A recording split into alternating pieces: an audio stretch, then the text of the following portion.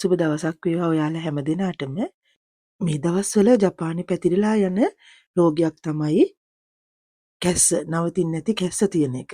මේ කැස්ස නවතින්නේ නැහැ, දිගටම තියෙනවා. නැවතුණා කියලා හිතුවා ඒ වුණාට ආයෙ පටන් ගන්නවා. මේක ගොඩක් වෙලාවට පොඩි දරුවන්ට බෝ වෙන ප්‍රවණතාවය වැඩි. පොඩි දරුවෝ අතර තමයි වැඩිපුරම තියෙන්නේ. ඒ වගේම දැන් වැඩිහිටියන්ටත් මේක බෝ වෙගෙන යනවා. මේකට කියන නම තමයි ජපන් වලින් හකුනිචි සෙකි. හකුනිචි සෙකි කියන්නේ දවස් 100ක් කැස්ස තත්ත්වය කියන එක. ඒ කියන්නේ කැස්ස තියෙනවා දවස් 100ක් කියන එක තමයි අදහස් කෙරෙන්නේ. ඉතින් මේකේ ලංකාවේ නම තමයි කක්කල් කැස්ස කියන්නේ. ලංකාවේ කක්කල් කැස්ස කියලා කියන්නේ මේකට තමයි. ඉතින් මේ හකුනිචි සෙකි එක මේ දවස්වල ජපානය තුල ශීඝ්‍රයෙන් පැතිරිලා යනවා. ඉතින් ඔයාලගේ දරුවෝ හරි ඔයාලට හරි නවතින්නේ නැති කැස්සක් තියෙනවා නම් ඒ කියන්නේ මේක කැස්ස එක දිගට එනවා. පෙලක් වෙලාවට කඳුළු වෙනකල් කැස්ස එනවා. පෙලක් වෙලාවට හුස්ම ගන්නත් අපහසු වෙන විදිහට කැස්ස එන වෙලාවල් තියෙනවා. ඉතින් ඔයාලට වැඩි තොරතුරු දැනගන්න ඕන නම් ඔයාලට පුළුවන් ලංකාවේ සිංහලෙන් ඇති මේ ගැන විස්තර ඒකත් පොඩ්ඩක් බලන්න.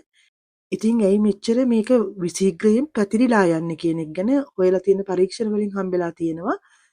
මේකේ තියෙන එක කින් එකක්. ඒ කියන්නේ බැක්ටීරියා එකකට ඒ දෙන බෙහෙත්. ඒ කියන්නේ අපි දෙනවනේ බැක්ටීරියා එක විනාශ වෙන්න බෙහෙත්. ඒ බෙහෙත් එක අහන්න නැති තියනවලු බැක්ටීරියා වර්ගයක්. ඒ කියන්නේ කින් වර්ගයක්. ඒක නිසා තමයි මේක මෙච්චර මේ ශීඝ්‍රයෙන් පැතිරිලා යන්නේ කියලා ඉවර වෙලා දැන් හොයාගෙන තියනවලු. ඉතින් මේක මෙච්චර දවසක් පැතිරුන්නේ නැති හේතුව තමයිලු කොරෝනා තිබුණ නිසා අපි ගොඩක් පරිස්සම් වුණා. ඒ කියන්නේ අපි මාස්ක් එක දාගෙන තමයි එළියට යන්නේ.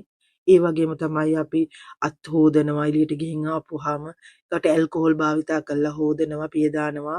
ඉතින් ඒ වගේ දේවල් කරානේ අපි. ඉතින් ඒ දේවල් වල ප්‍රතිඵලයක් හැටියට තමයි මේක පැතිරිලා නැත්තේ මෙච්චර දවසක්.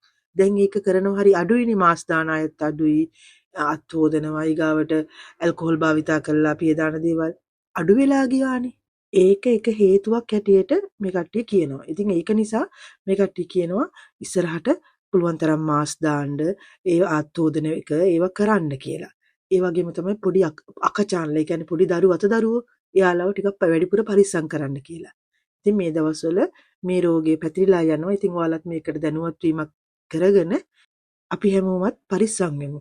එහෙනම් මාත් එක්ක එකතු වෙලා හිටියට බොහොම ස්තුතියි. එහෙනම් අපි ඊළඟ වීඩියෝ එකකින් හම්බෙමු.